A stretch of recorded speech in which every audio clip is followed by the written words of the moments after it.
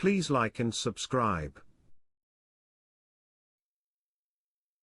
Am I the asshole for not going out of my way to smile at interact with my coworker's child? First, I don't hate children. I share an office with 3 other women who are 10 plus years older than me and all have children. It's usually very quiet in our office, save for the occasional conversation or client internal call. We get along well, we're just very focused on our tasks. A month ago, one of my coworkers started bringing her 3-year-old with her. Apparently her daycare has shut down for staff batvid reasons, she has no one else, and the boss allowed it.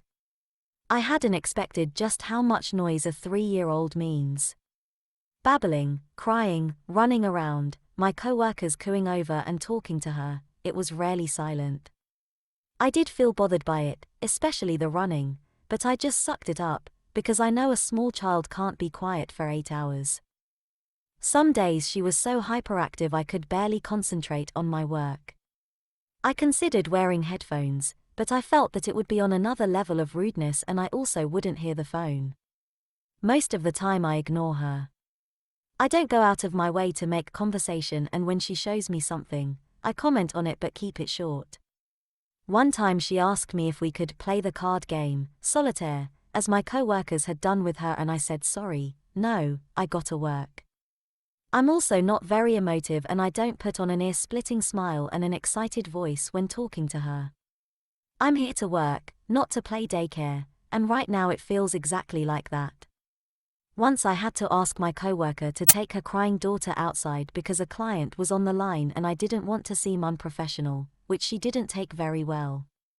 Today I pulled the coworker aside and asked her if she had any idea when the daycare situation would get resolved, and she unloaded on me. How I'm such an ass for being so unfriendly with her daughter. I don't pay her any attention when she wants something from me. I always have a mean face and don't talk to her nicely. How she, the mother, can feel my negative energy. Apparently her daughter thinks I don't like her, which makes her sad. Then she mentioned the time I asked her to take her daughter out, and how I clearly have no empathy for a small child in distress. I was a bit taken aback and I explained to her that I didn't mean to be unfriendly, but my job here is not to entertain children. Then she said I must be a miserable person if I can be so bothered by a child being a child, and left. On one hand I feel bad because I didn't want to be mean and she has no other options, but on the other hand I don't see why I have to just put up with this when I was never even asked if I'd be okay with the child being there. On top of that, no prior warning and no information as to how much longer this circus will be going on for. So am I the asshole for not going out of my way to be friendly? Edit, before you suggest going to HR, we don't have that. I've explained it in some other comments. You're working at an office, not a child care. It's not your place to make this office inviting for a child. I would argue that the office should be for paid workers only. No matter the age, having a non-working human in a workspace is distracting. I don't understand why your leadership is allowing this behavior. You don't work at a daycare, your job isn't to be entertaining children. From what you've described, you've been polite about the whole situation. Instead of getting mad at you, this mom should be grateful no one's complained about her kid being a nuisance, and that she hasn't yet been told to stop bringing her in. She couldn't get a daycare, so she decided to make it everybody's problem. Batvid quarantine is a couple of weeks. Beyond that, sounds like she just decided to save money on daycare. If it was me, I would talk to the boss after 2 weeks, and if it's still not resolved, then I would find another job. What your coworker is doing is really unprofessional, and I think you need to speak with your boss about this. What she is doing is hindering you from working and making the company look unprofessional when clients call in and there is a child screaming in the background. If your boss does not want to do anything about the kid, then ask to be moved to a different office or a location where you can close the door and it's quiet.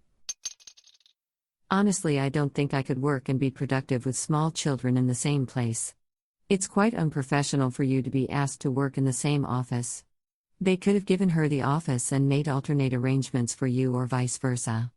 On top of that, it is not a daycare. It can't possibly be your responsibility to entertain kids while you're at work. In any case, you are not the asshole.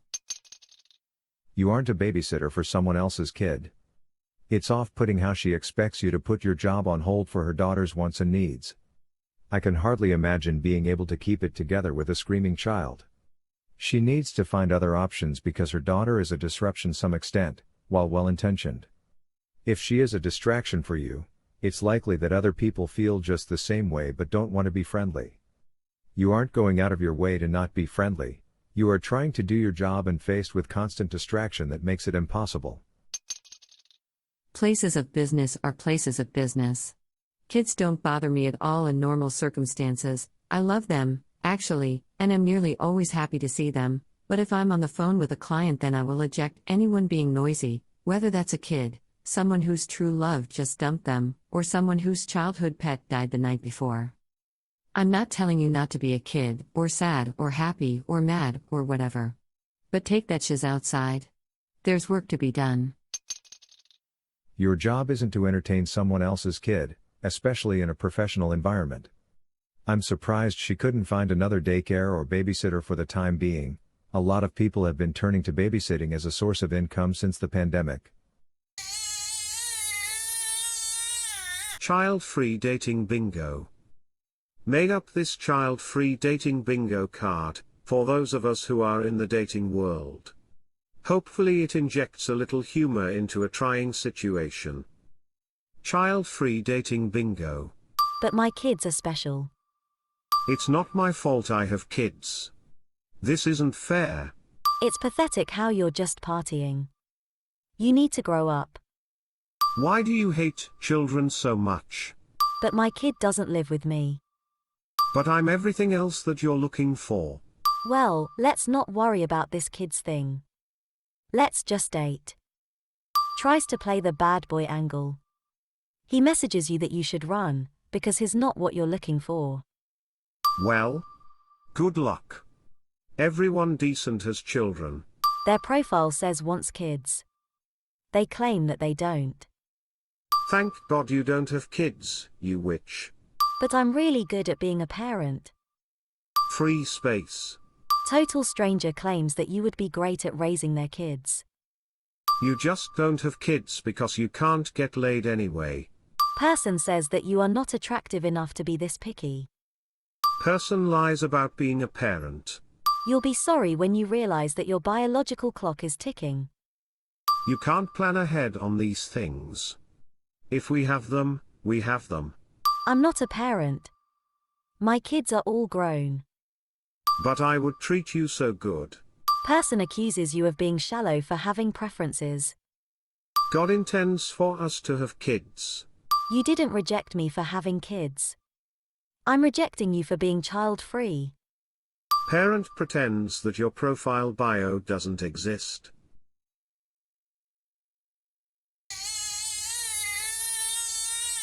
I hate how people like to tell me that my issues can be solved if I have kids. I've always had bad period cramps, like many other women in this world, and my mother would always tell me, "Oh, don't worry about your pain. After you give birth, you won't have any more cramps, nope." Or if I am going through a rough time, my family likes to say, "Oh, don't worry, when you have kids, you will have fun and get to watch your babies grow. You will understand the meaning of life then." I can provide so many other crazy examples of how giving birth or having children will answer my problems in life, according to delusional people. I want to viciously backhand people when they tell me that I'll never know true love or not be a complete woman or, like how your family said, not know the meaning of life if I don't have kids. Nope. A lot of people told me this about my migraine. I think it would get worse. Looking at my friends and relatives who have children, I can actually safely say that having children brings even more problems. So becoming a parent, something I have zero interest in doing, will magically solve my problems? I think the F not. Ah yes, when my mom said having a child will rebalance my womb and get rid of my endometriosis. Endometriosis is an often painful disorder in which tissue similar to the tissue that normally lines the inside of your uterus. The endometrium grows outside your uterus. I love her to death, but come on. Having kids will resolve zero problems. None. Zip. Zilch. I can promise that. I have kids, 4 of them, and I love them all to pieces, but solving problems? Not gonna happen. Whoever has told you that is an idiot. Quote, don't worry, when you have kids, you will have fun and get to watch your babies grow. You will understand the meaning of life then. End quote. No, I won't be having fun. I'll turn into an anxious mess and be constantly hovering over my kid to make sure they don't hurt themselves. This is one of the reasons why I don't want kids. My own child will make my anxiety skyrocket to Saturn. My former therapist told me parenthood will diminish mental health symptoms. He only gave parenthood as an example of living a selfless and generous lifestyle. Ex-therapist also said one of the most underrated things about having children is that you get to buy cool stuff for them. I roll my eyes. When people, especially medical people, suggest kids as a remedy for something, I'm always reminded of that House episode where he suggests the patient take up smoking. Because they're about on par with each other, as far as stupid suggestions go. A positive way to spin this, people who you should not listen to, are loudly and clearly revealing themselves to you. Sometimes it takes years to figure out who are bad influences in life, and here they are, with a bright neon. A kid will fix that sign to tell you that they are idiots who should be avoided. You almost want to thank them for saving you the time of relying on them for advice. People who say pregnancy will fix your problems, who should I give the baby to after? Will they take it? Giving birth or having children will answer my problems in life, according to delusional people. Yeah. That's like robbing a bank to pay parking tickets. Bad idea. I remember a few years ago I was out of work.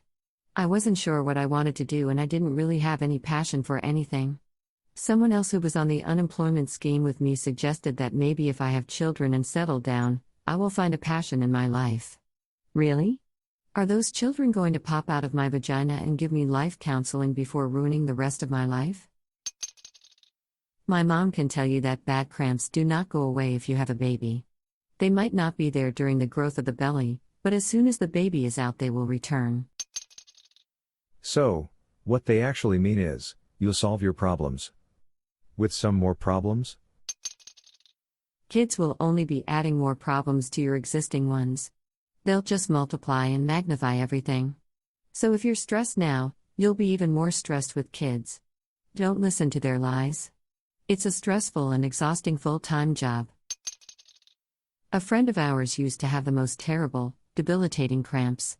Like, migraine level, like bothered her, she needed to stay in bed all day. On a suggestion from a brewer friend, we recommended she had either a stout or a porter beer on a day of her period if the friend claimed it helped immensely. The lady had some bad cramping if never awful and it helped her. We just didn't know how relevant that was to extreme but too common situations like this. For my friend it was like night and day.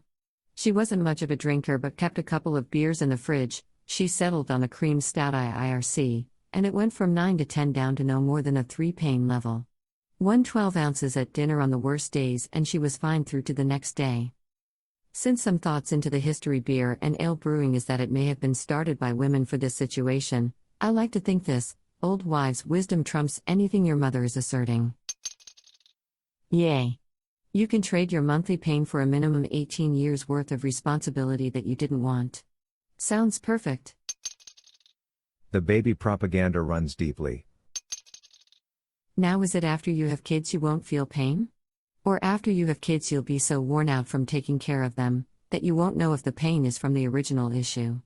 Or something to do with pregnancy? Or something caused by the pregnancy? Or you will be just too tired to care? Oh, you don't like period cramps? I know what'll make you feel better.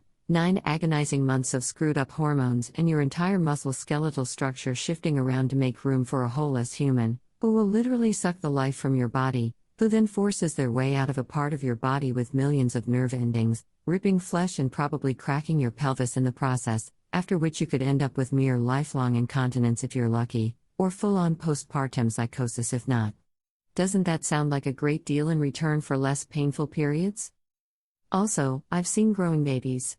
They're boring as F.